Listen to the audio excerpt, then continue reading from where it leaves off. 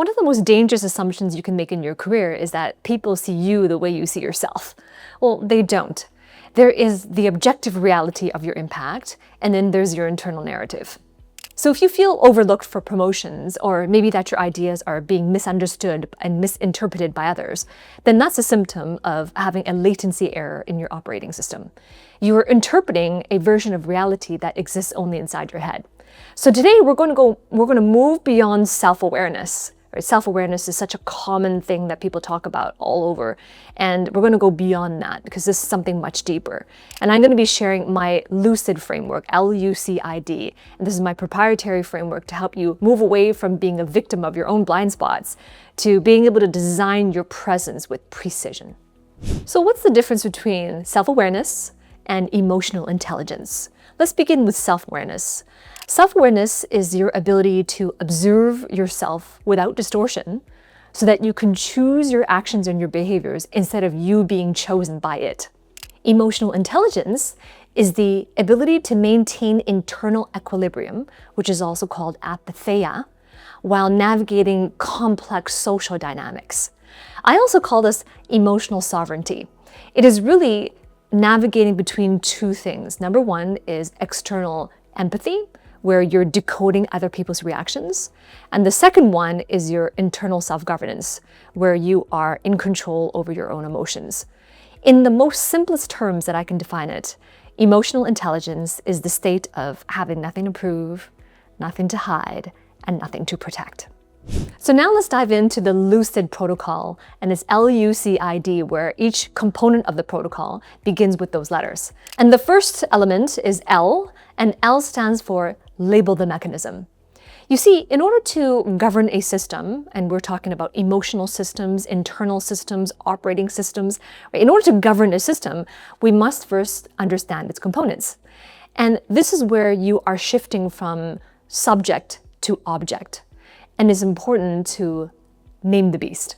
For example, you're in a situation, and remember, the definition of emotional intelligence is the ability to have external empathy, to decode others' reactions, and then internal self-governance, which is to control your own reactions. So in that moment, you have your own reactions while observing and navigating complex social currents. And let's say, for example, you feel angry. Most people, they would be in that moment and they would either say, express, or internally and externally, and sometimes internally only and not externally verbally, but externally by their behaviors. And their communication would be like, I'm so angry, right? That is subject. You're focusing on the subject. I'm so angry. So to move things, to label the beast, is to understand the mechanism behind it. So instead of saying, I'm so angry, the labeling would be, well, there's a defense mechanism here that's going on. And when you do that, you're no longer the reactant in the chemical reaction. You're no longer the reactant. You are the scientist who's observing the reaction. And this is important because it removes you from the internal milieu of that volatility. Let's call it that, right? A spade, it's volatility. You're removing yourself from the experiencer of it to being an observer of it. And when you're an observer of it, you're no longer caught up in those reactions, but now you can see it for what it is. And when you can see it for what it is, now we can navigate it with governance. And it's important to understand how and why this works, because when you're saying, I'm so angry, essentially what you're doing is you're fusing your identity with that emotional charge. But when you understand the biological mechanism behind it, it neutralizes the charge. And so what do I mean by the charge? I mean the emotional charge. And that's why in the English language, we say to people, well, don't be so charged, or you're so charged about it. There really is a valency associated with it, a plus or minus. When it is a positive emotion, we call it a positive valency. When it is a negative emotion, we call it a negative valency. And so it's actually an emotional charge. So neutralizing it is a very important foundation for self-governance. And you as an observer, you stand a much greater chance of having the objective understanding of reality as it is, instead of being clouded by emotional judgment. And then we go to the letter U, which stands for uncover the shadow. You see, every human trait has two poles, and your judgment of others when you observe other people's traits is dependent on your own imbalance. And here's what I mean by that. Every trait has two poles. If you take any positive human trait, such as the trait of agreeableness, or the human trait of having self-confidence, or even the human trait of being hardworking and being very generous, take any human trait you can think of or that exists out there. Anything that we say is a positive human trait cannot be all positive. There's negatives in that as well. And you can take any human trait that we perceive as negative, like being stingy and selfish, or being secretive, or being mean. Take any human trait that exists out there. It's not possible for these traits to be all negative. There's components of that are positive as well. So every trait, there's two poles.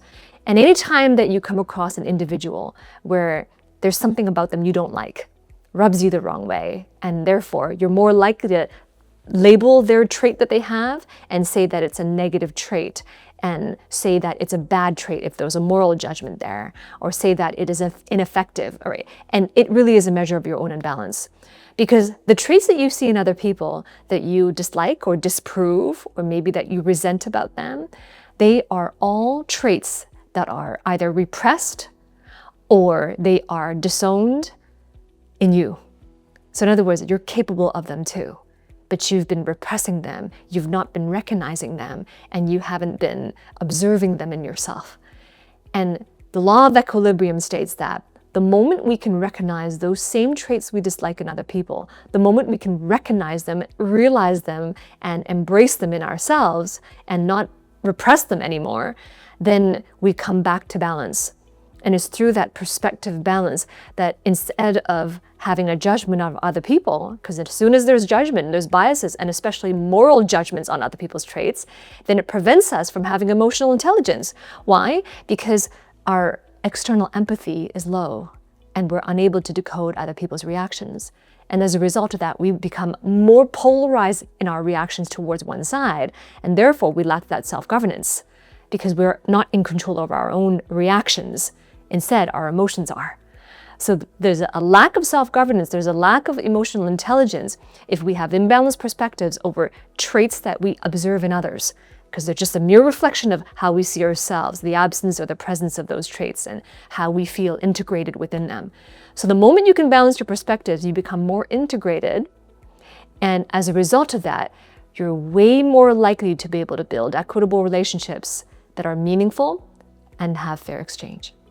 And now we move to letter C, which is calibration via triangulation. In geology, it's not possible to determine the movement of a single tectonic plate just by measuring the plate itself. Scientists need triangulation from multiple seismic stations in order to determine the epicenter of that movement. How does this apply to you? Well, it's not possible for you to determine the reality and the reach of your professional impact just simply from within your own mind. Introspection without a balanced external perception is just rumination. And our internal distortion due to our biases, our own assumptions, and our limiting belief is a default mode. Truth is established through converging evidence because a single source of information is insufficient. So therefore, a valid conclusion can be had when multiple sources of information converge and they map onto each other. So by that regard, reality could be defined as multiple independent sources of information that provide converging evidence and they report the same phenomenon. And many professionals, they seek feedback from three distinct vectors. The vectors are above, beside, and below. In other words, above, they seek feedback from their mentors. Beside, they seek feedback from their peers. And the vector below, they seek feedback from their subordinates. And if you are doing so, and you're seeking feedback from these three vectors, these directions, it's wise to do so carefully. It's wise to do so with utmost awareness. Because for number one, well-meaning mentors may not have the vernacular or the ability or the accuracy to share with you feedback that is helpful, feedback that is accurate, and feedback that is actionable. Right? A lot of times when I work with clients, there's these performance reviews and these monthly one-on-ones and these regular meetings with direct managers or maybe skip managers, and they have regular one-on-ones with them. And my clients desire feedback because they're ambitious. They want to advance their career. They want to know how they're doing, and they want to add value. And 9.5 times out of 10, the feedback they get is vague, like you're doing a good job, keep doing what you're doing. Or it can be very general, like, well, we want you to be more assertive, or we'd like you to show more executive presence. I've even had clients tell me their feedback was, we want you to be more of a team player. And they're scratching their head. Well, what do you mean, be more of a team player? I thought I was already being a really good team player, leading my team. So that's word of caution if you're seeking feedback from mentors. Also, if you're seeking feedback from peers, that's the vector beside, then also it's wise to be able to do so with discernment, because your peers are often your most direct competitors for resources and for status. And as a result of that, by its very nature of that relationship, they may not be incentivized to share feedback that is helpful or entirely honest.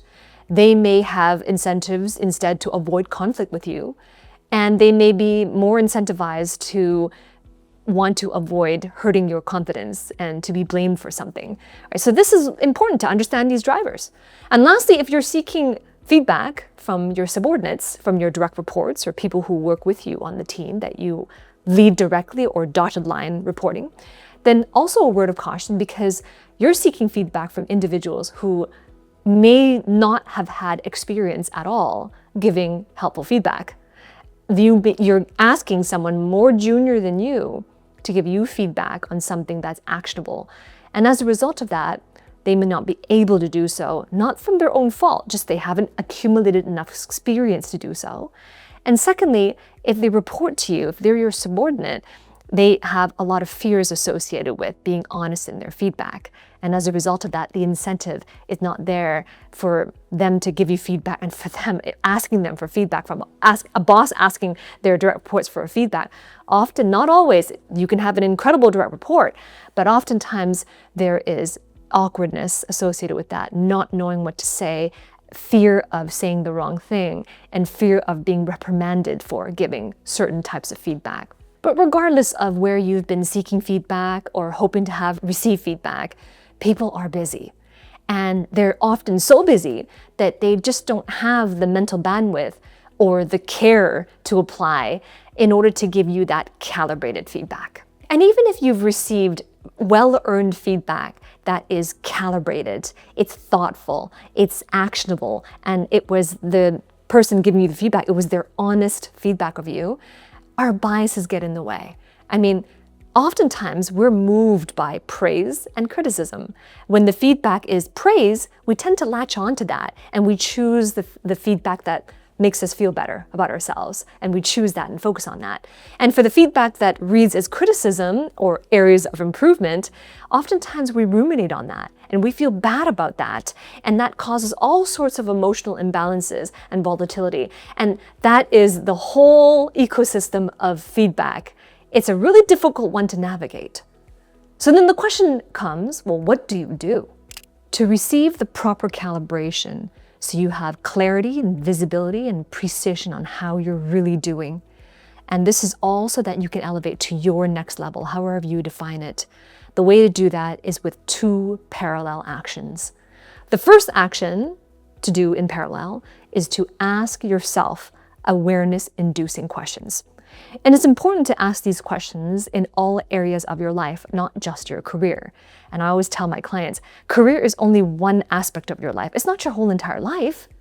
So then be aware of the other areas of your life, the importance of those as well, and how your career supports those other areas of your life, and then begin to ask those awareness-inducing questions. Now, if you don't know how to ask awareness-inducing questions, well, that's a problem, because how else can you raise your awareness? How else can you do that by embracing your self-worth? And how else can you triangulate, have that proper triangulation so that you can focus on converging as evidence and get to the source of truth? But that's the first parallel action, is to ask yourself awareness-inducing questions. The second action to do in parallel is to seek someone who understands how to do that, asking you awareness-inducing questions. Because oftentimes, triangulation, remember, it just cannot happen in your own mind.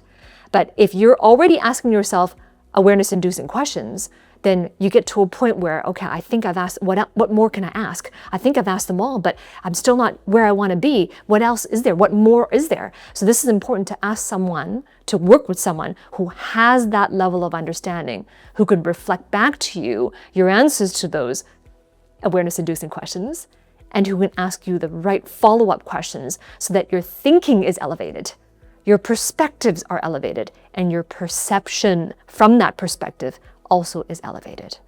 And if this is an outcome that is desirable to you, then I invite you to work with me and my team. Below this video, there is a link to schedule a conversation with one of my trusted career advisors. And on this call, it is a conversation, and it really is all around you, about you. We're going to get to know you, the challenges you're facing, where you want to be, what does that look like? What does success look like?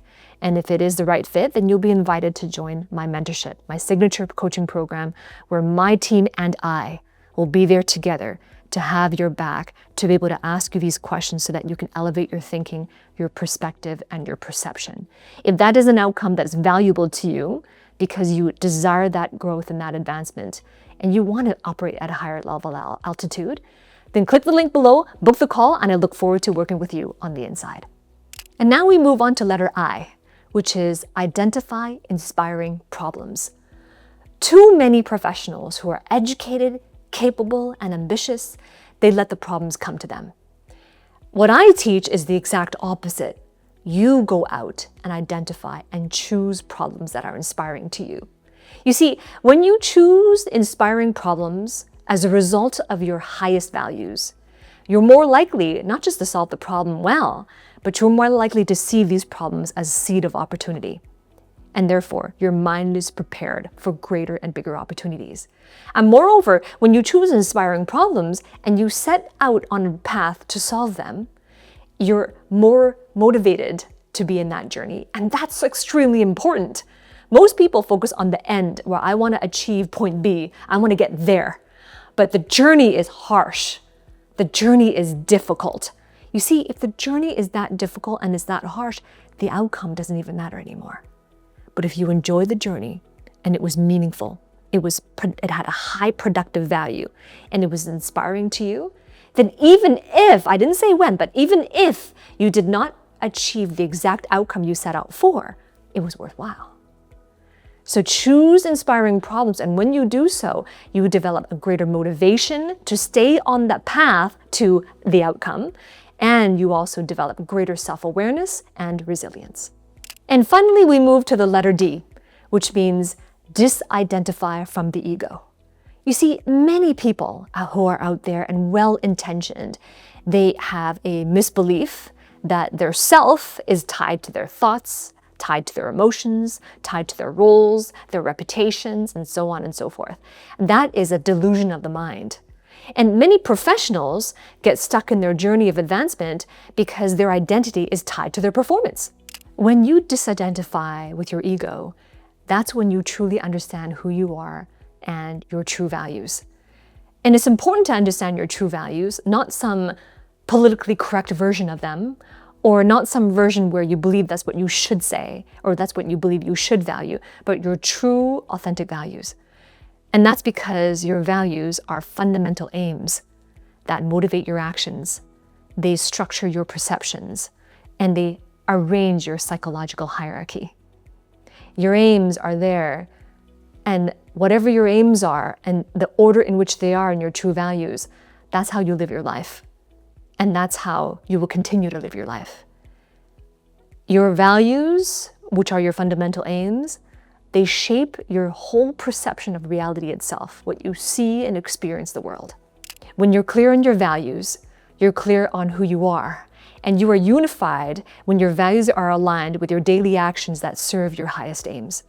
And this is the most important aspect of personal growth and self-perception.